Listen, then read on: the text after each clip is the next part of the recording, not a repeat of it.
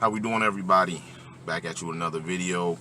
Today we're on chapter 6, the law of solid ground. So in this chapter, John C. Maxwell discusses the importance of staying on solid ground. What is that solid ground? Just maintaining your credibility, making sure you're maintaining your integrity. And he suggests, if you make a mistake, admit it quickly and ask for forgiveness. You know what I mean? And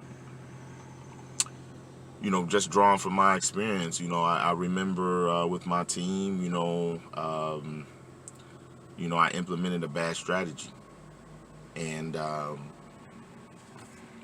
remember, even though I was the leader and could have, in a sense, swept it on the rug, I came to my team and just asked for forgiveness.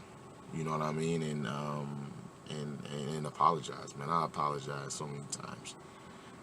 And just took a low road. You know what I mean? Because my humility is important to me, and it's important that my team, for them to understand that I'm upfront about any mistakes, and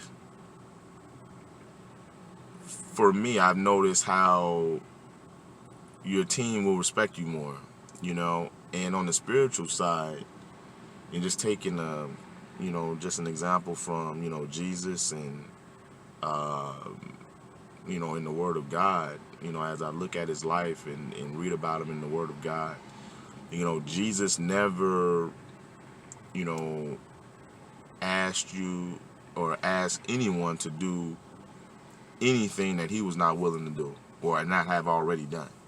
You know what I mean? And, even when it comes to judging, I pay attention. If you pay attention to the wording in the Word of God, God is a judge. He's a righteous judge.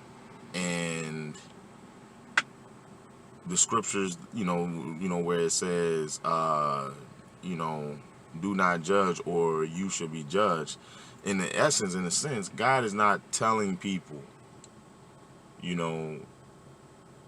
not to judge in a way that he's telling you not to do what he's doing. All he's doing is warning you that if you do judge, you will be judged. You know what I mean? And for me, it's amazing how God will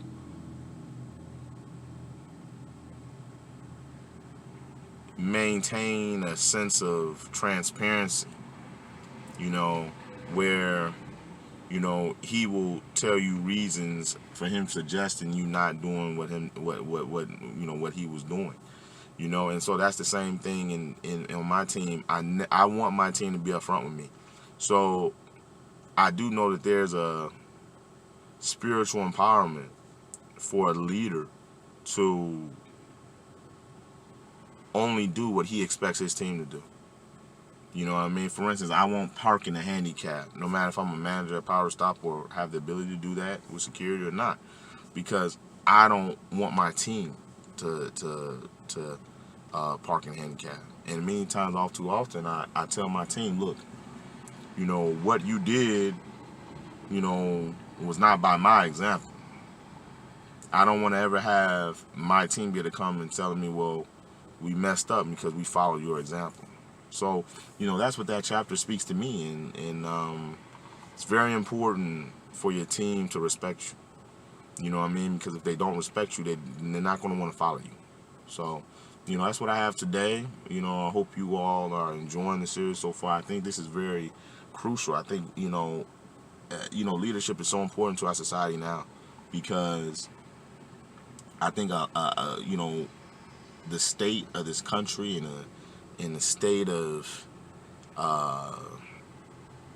people's attitudes and our communities and our families is because I think a lot of people are in leadership positions, but they're not real leaders. You know what I mean? And so what I wish to do you know, just through this, you know, segment that we're doing, is just to improve my leadership, so I can offer more to my family, my community, you know, my country, and you know, friends. You know, so you know that's why I think this is important, and definitely stay tuned.